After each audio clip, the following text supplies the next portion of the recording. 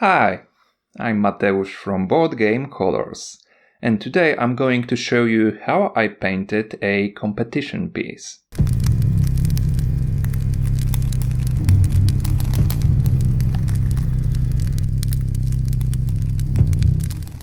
With this video, I'm starting a new series. Every few weeks, I'm going to challenge myself and paint a figure to the best of my abilities, and tell you what I learned and how I approached the whole process. Oh, and by no means treat my words as a revealed truth.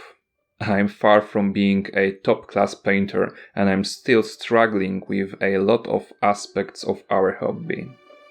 Before we start, a few words about a competition.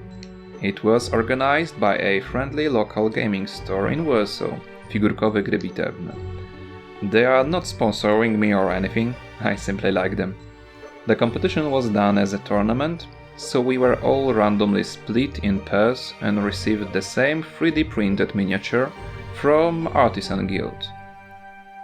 I'll let you know how it went at the end of this video. I started by looking for some inspiration on the internet. Usually I do it by using Google Images and Pinterest. I looked for some fishermen warriors, mermen, and fish pirates.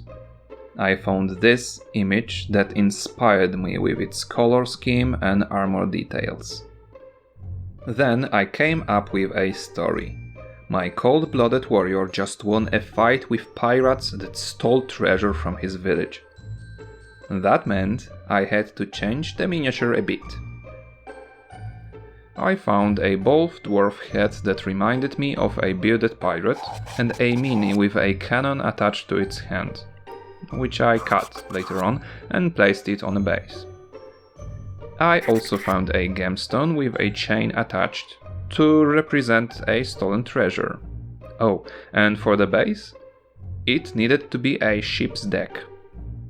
Great, we've got that. I'm inspired and we can proceed. I decided to make a base simple.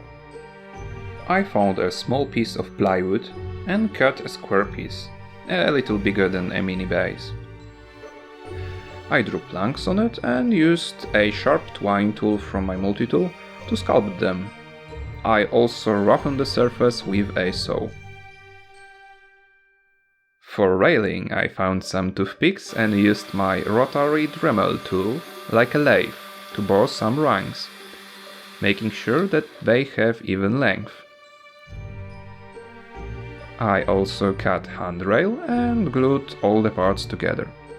Sadly, one of the boards was too short, so I simply broke it. Now it's a battle damage.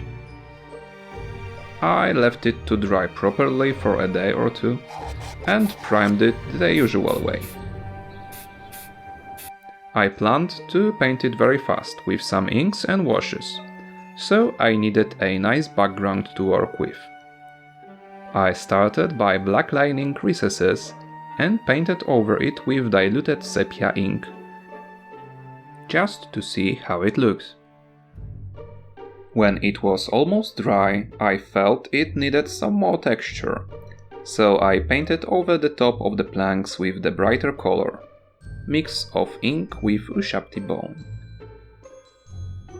I still wasn't happy, so I started adding some orange and yellow where I thought the sun would hit the base, and some green and tiny bit of blue in the shadows.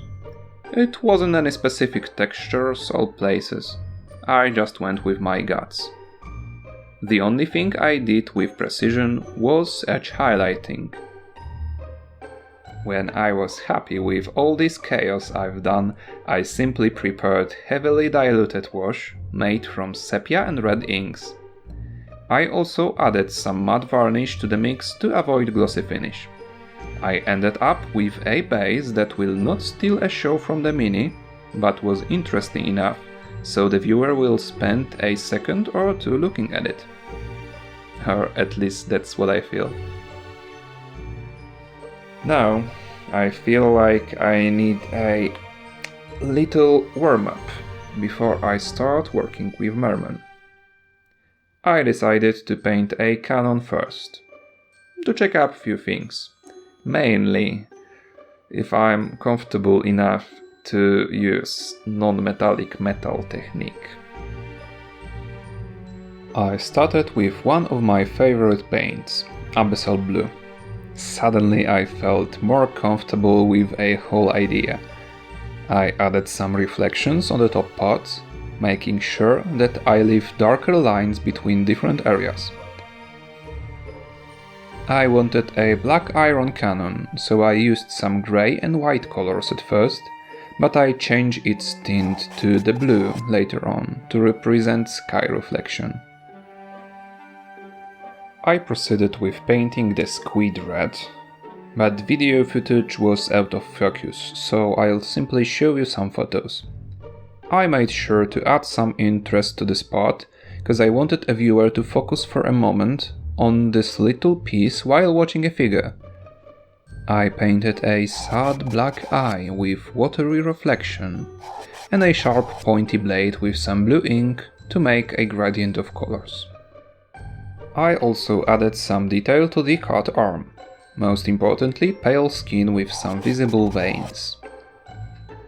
I also splattered Citadel's blood for the blood god paint here and there, to add some gore elements.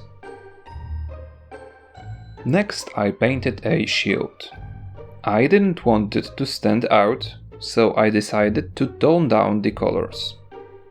I painted wooden parts with some green and warm accents and used few washes of different colors of brown and green. I also painted barnacles with pale green color. For the metallic part, I wanted it to be rusty but with the sharp edge. I felt really happy with the arm and shield, so I kept that feeling and proceeded with a mini. I know that a lot of professional painters start with a sketch of colors, so I did exactly that. I used some pale blue to paint skin, added some magenta tissue, and painted his coat with pure blue. Sadly, it didn't tick with my inspiration, so I aborted this idea. I simply wasn't sure how I would proceed. I came back to the skin area because I had a clear idea of how I wanted it to look. First thing I did was painting all the fins and cuts on his legs and arms with magenta and some tiny pink lines perpendicular to the sculpt to represent soft tissue and gills. Then I spent more than an hour painting a skin. I started with orange spots on top of his arms, thighs and head, so I can add a detail to them later on with a pale skin color. I feel like I need more shadows, as a mini looks really flat now. And also I have this traumatic experience hearing that my painting needs more contrast way too many times. To fight it, I added Abyssal Blue to the mix and started painting lines separating different areas and also every spot that wasn't hit but much of the light. I hardly knew what I was doing, but I went with what I felt was right and reminded myself that I can fix anything later on. Then I started adding more and more white to the mix with following layers.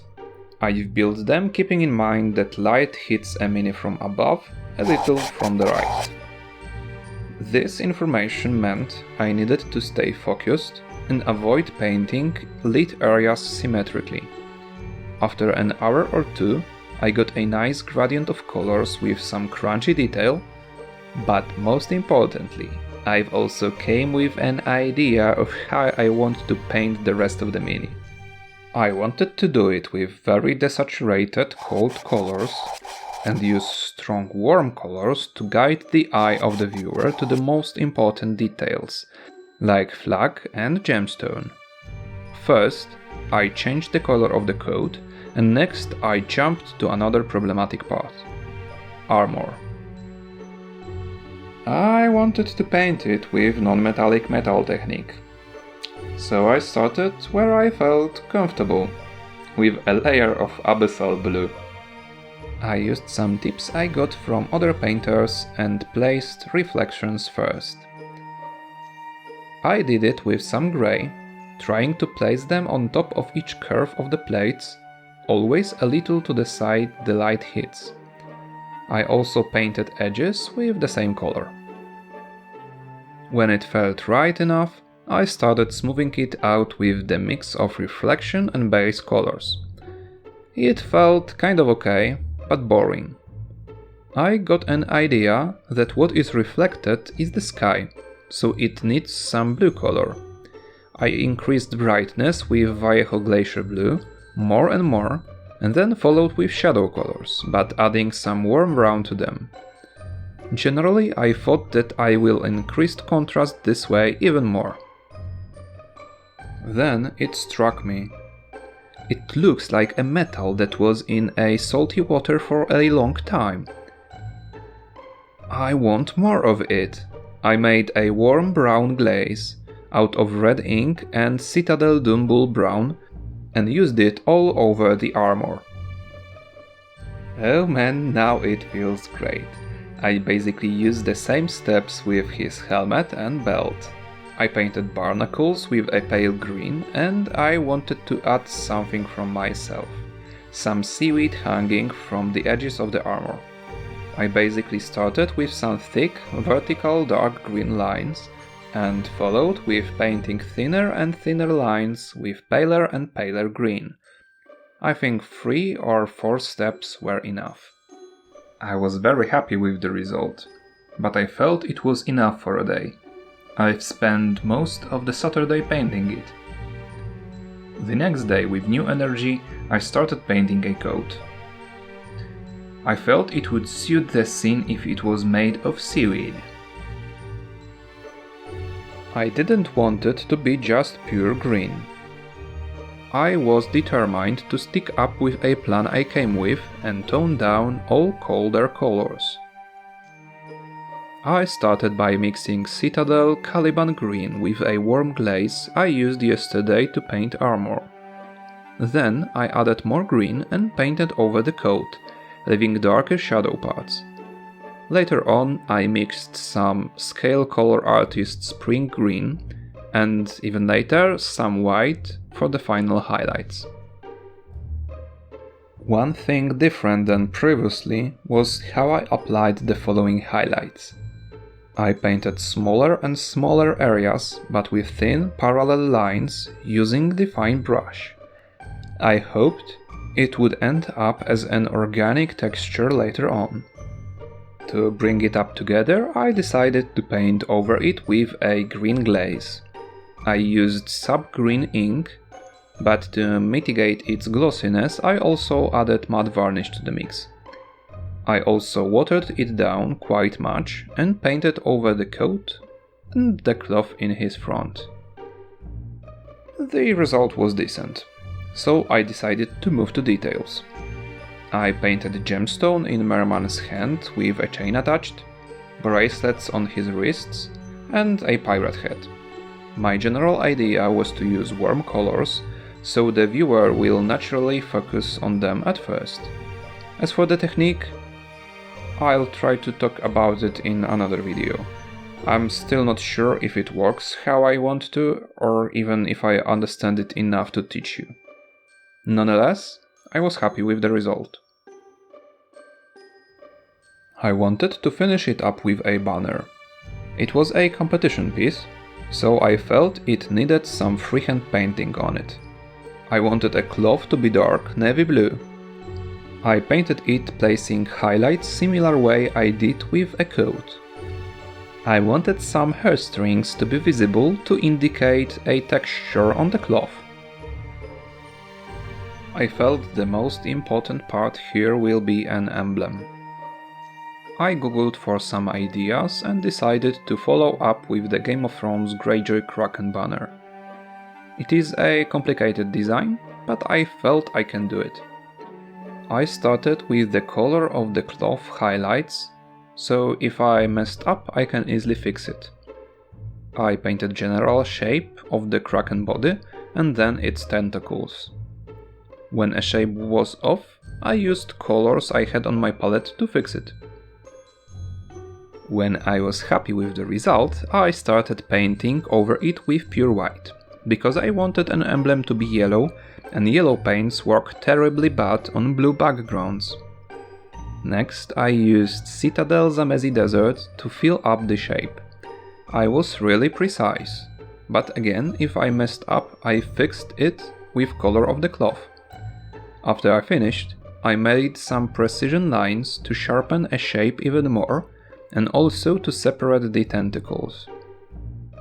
Next, I started adding yellow and then white to paint the highlights, as usual on the surfaces getting the most light. I just tried to use thin lines, so it still looks like a woven pattern. Next was a trident blade. I wanted it to stand out a little and look magical. I decided I want to use a style similar to the works of two of my favorite artists, Marco and Alexandra from Craftworld Studios. They tend to use strong colors in the shadow areas and also avoid pure white in the light reflections. What I did took me some time, but after trial and error, I think I got it right, with teal reflections of the sky and magenta reflections of downward facing parts. One final thing I painted were pearls. I felt a need to try out something new. I found some reference photos and tried my best to paint them on the Mini. I got a general idea that I need to think about what is reflected on them, so I added some brown on the bottom to represent reflections of the deck, blue on the higher parts, and some light spots to indicate clouds. I also added two random reflections in front and one at the back using pure white. They are there so the viewer's eye will interpret them as something shiny, at least at first.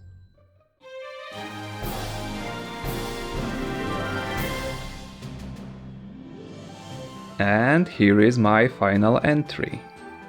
I really like how it ended up composition-wise. Not that I planned all of that from the beginning. I also like that there are a lot of frames built in this Mini. Triangle of red spots, two strong yellow areas that really stand out and catch the eye of the viewer. The deck, pole and shield nicely close the Mini in a frame, and green nicely balances out all other colors used. Okay, that's enough for today. It was quite a long video, and making it took me a lot of time and effort. Painting part was especially demanding. To finish it up, it took me about 20 hours or so. But don't get me wrong, the whole process was a blast and very satisfying. I also promised you the results of the competition eliminations. First, let me show you the contestants. And I must say they all did great interpreting this miniature. You can clearly see some differences in skill and experience, but don't get me wrong, they all pushed their boundaries and gave it all. Good job! As for the results, I qualified to semi-finals with those three gentlemen. Wish me luck! As always, I invite you to subscribe to this channel. Stefan from Artweb didn't, and he spilled all his Nuln oil on his new t-shirt. Connection isn't that obvious this time, but why take a risk? See you next time.